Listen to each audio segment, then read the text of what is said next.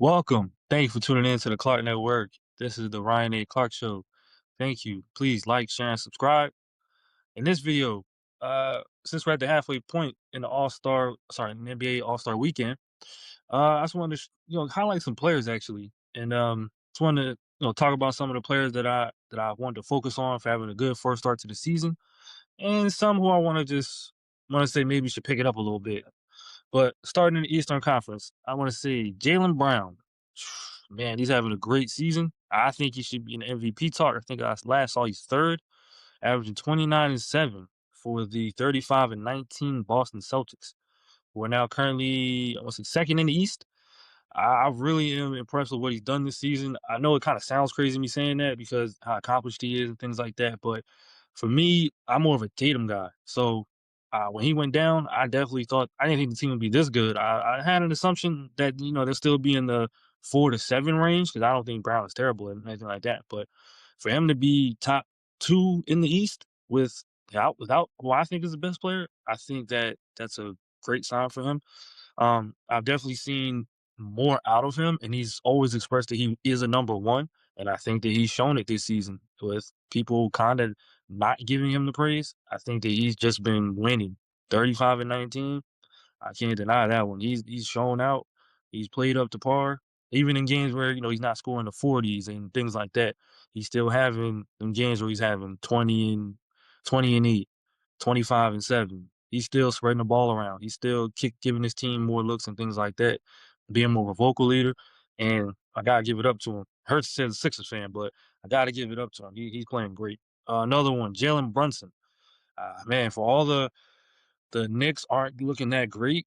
I mean, he's balling, and it looks like the Knicks are still in a good place right now. They're third in the East at 35 and 20, and he's I think he's shown great leadership, keeping the team afloat with all the cat rumors and his embarrassing moment at the NBA Cup. I think that I think that he's definitely still kept everything going straight. And you may not think the Knicks can get out the East. I personally do have him coming out the East right now, but I think what he's been doing, I think it's shown that they can win. And I think right now he got the team playing right with the trade for Alvarez. I'm sorry, Alvarado. I think they'll be okay. I think as long as he's more in the two spot and not having to make plays, even though he does averages, like I said, a good amount of assists, which is six, but I think he wants to focus more on scoring, and I think that's more of his where he's at, where he's good at. And I gotta give it up to him. He's been playing great.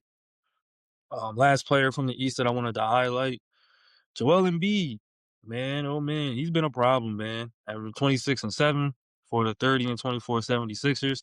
I think he's been playing great.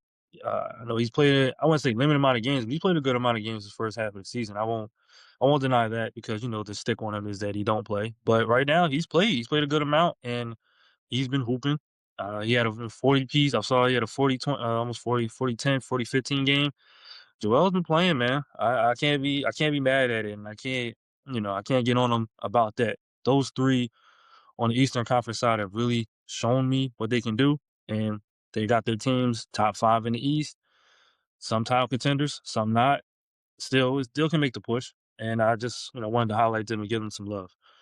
Over on the West Coast side, Kawhi Leonard. Oh man, he's been tearing it up, man. He's been tearing it up. Even with the trade from Harden, he's still going out there giving 40. He's still winning.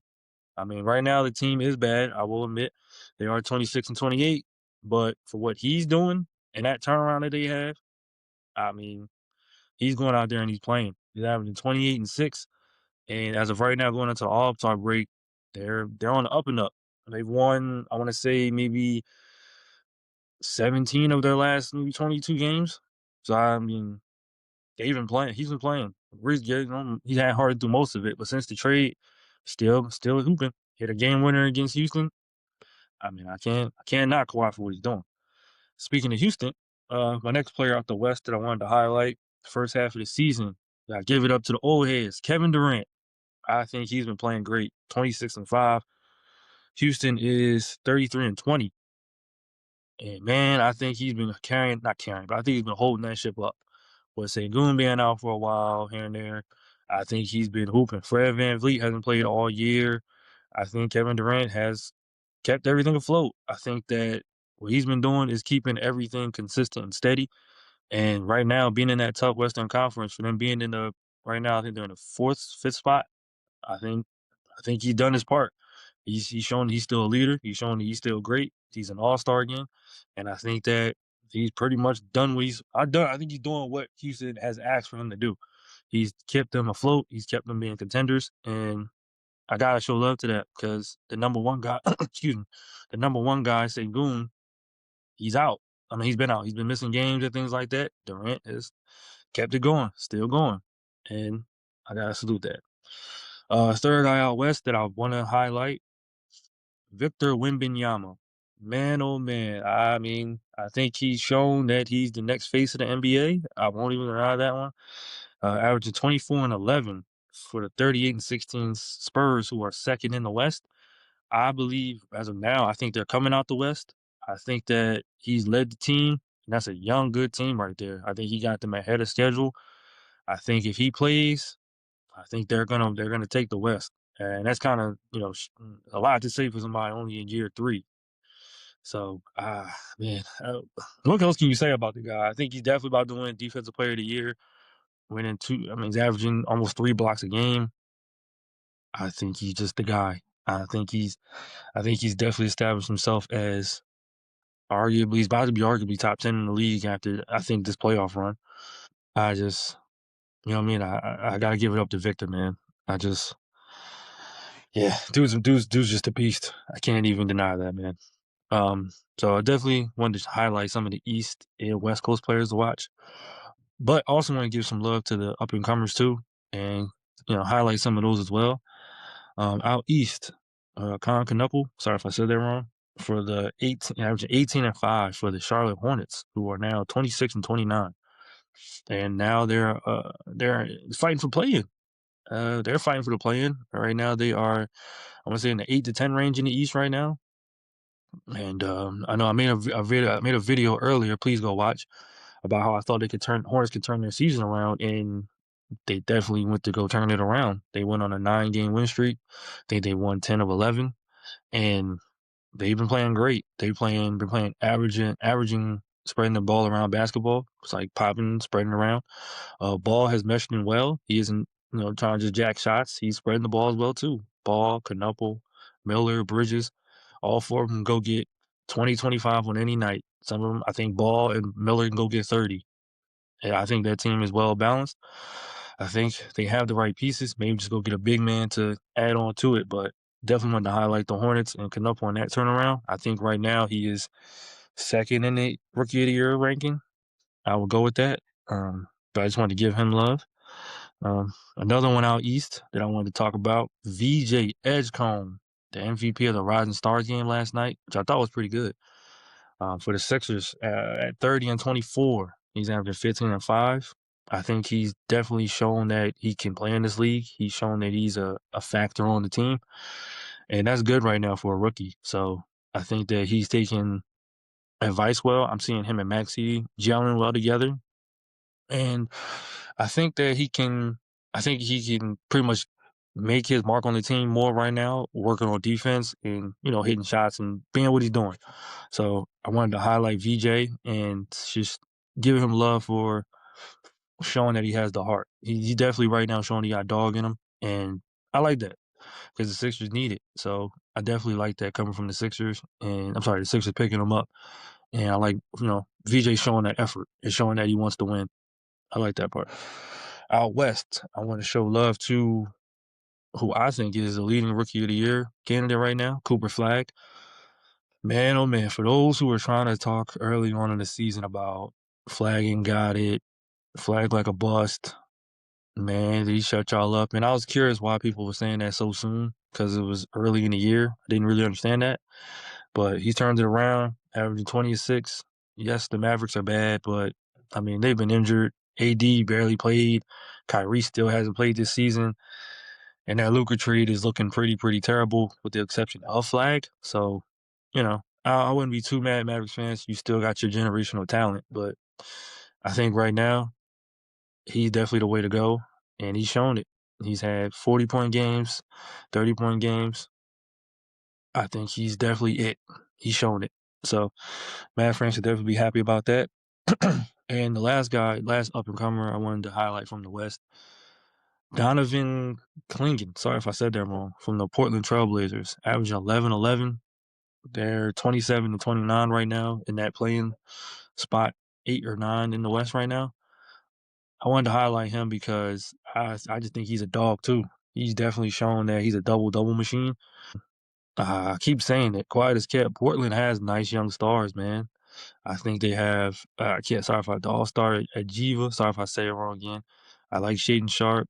I like Klingen. I still think and the Rising Star game they have.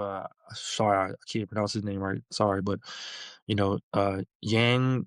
Yang. I gotta say that he was in the Rising Stars game, but they have a nice young team, and I'm very really curious how they're gonna develop.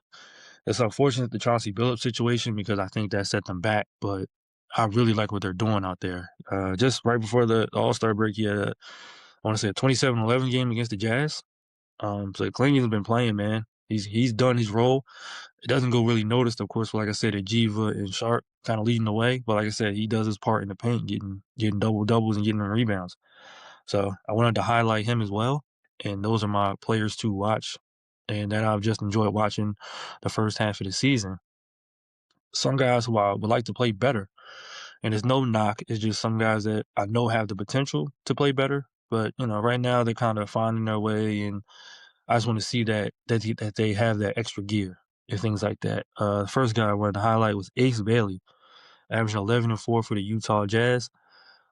I don't have no issue with Ace Bailey wanting to be with the Wizards and wanting to have more control over what he can do because in Utah, as you can see, he's kind of behind other players, Markkanen, now Triple J. So now it's kind of like I know he's kind of wondering, you know, where does he fold, where does he fit? But I think that's why kind of I don't say he's kind of finding his way. I'll still say that he's finding his way. Averaging 11-4 ain't bad. So excuse me, averaging 11-4 ain't bad. But I do think that I would like to see more standout games from him. I don't think we've really seen that yet. It kind of seems like he's I don't want to say coasting. I would say right now he's learning, but I do want to see that them flashes of okay, now I see what the hype about because I'm from Jersey, so I heard a lot about him at Rutgers. I watched him here and there, so I just wanted to see the hype and just see why he was so talked about coming into the draft and things like that. Because the Sixers wanted him, but he didn't want to go. He wanted to go to the Wizards, and they respected that. The Jazz didn't, but but the Wizards respect. I'm sorry, but the Jazz didn't respect that. So maybe that could be a bit of it. And he had issues with management and things like that. I think he had to fire his agent.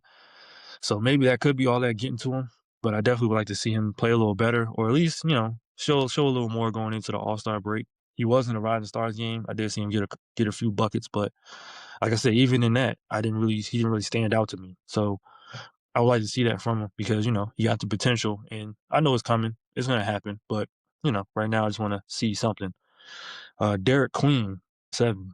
I think early on in his time in New Orleans, I think that he was showing that he could play and what he can do.